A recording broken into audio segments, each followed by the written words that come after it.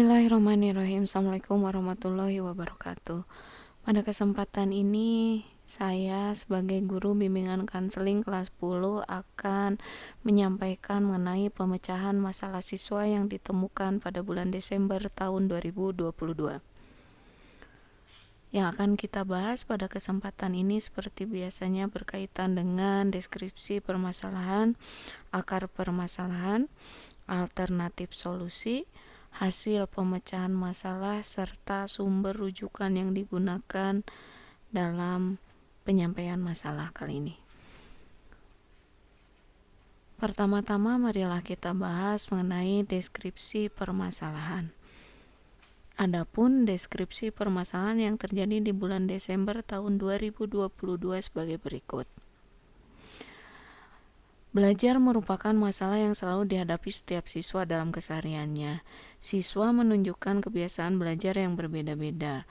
Berdasarkan hasil pengisian data pribadi, diperoleh keterangan bahwa sebagian besar siswa kelas 10 yang dibimbing menunjukkan perilaku berikut dalam belajar.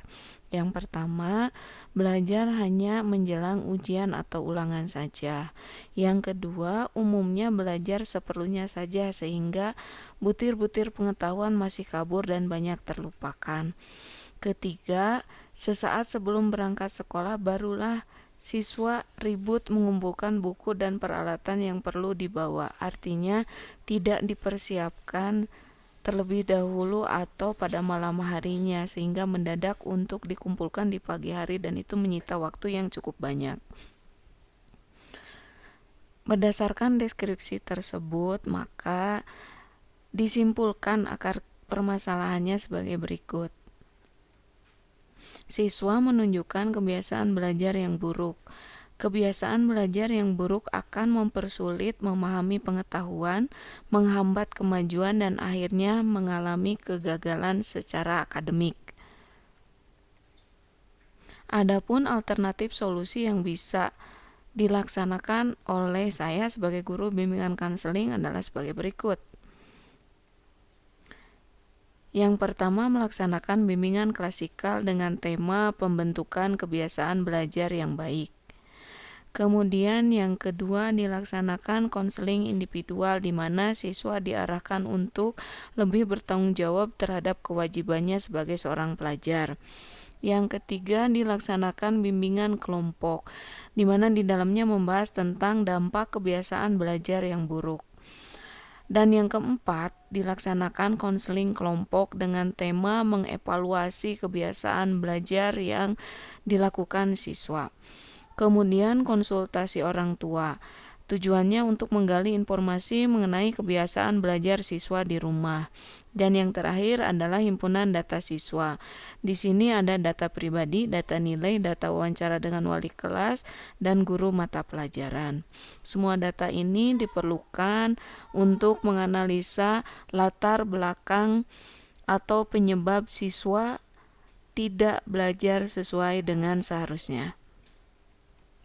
Berdasarkan alternatif tersebut yang sudah dikerjakan oleh saya sebagai guru bimbingan konseling, maka diperoleh hasil pemecahan masalah sebagai berikut. Yang pertama, siswa memahami cara pembentukan kebiasaan yang baik.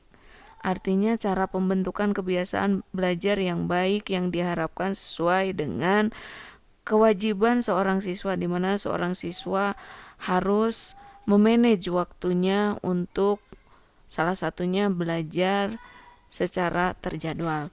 Kemudian nomor 2, siswa menyadari bahwa kebiasaan belajar selama ini buruk dan berusaha untuk mengubahnya menjadi lebih baik lagi. Artinya sudah tumbuh kesadaran untuk memperbaiki kebiasaan belajar yang buruk menjadi lebih baik. Ketiga, siswa mengetahui dampak negatif kebiasaan belajar yang buruk. Keempat, siswa secara terbuka mampu menyampaikan hasil dari evaluasi kebiasaan belajarnya. Kemudian yang kelima, diperoleh informasi akurat dari orang tua mengenai kebiasaan belajar anaknya di rumah, intensitas belajarnya, fasilitas yang dibutuhkan, peran orang tua, dan hambatan belajar yang dihadapi oleh anaknya. Kemudian yang keenam, diperoleh data dari pengisian data pribadi siswa, leger nilai, hasil wawancara dengan wali kelas dan guru mata pelajaran.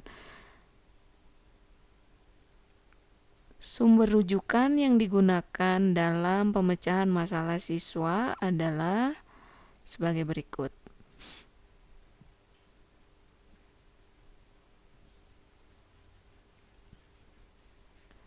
Ada beberapa kata-kata yang menarik di bawah ini yang mungkin bisa memberikan pembelajaran bagi kita. Kebiasaan baik adalah kunci dari semua kesuksesan. Kebiasaan buruk adalah pintu yang tidak terkunci menuju kegagalan. Hari ini dikemukakan oleh O.G. Mandino.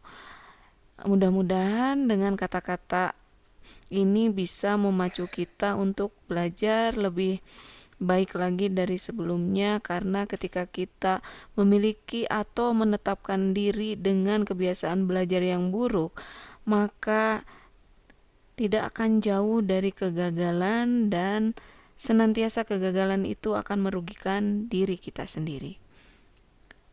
Oke, demikian pembahasan kita kali ini. Terima kasih atas segala perhatiannya. Wassalamualaikum warahmatullahi wabarakatuh.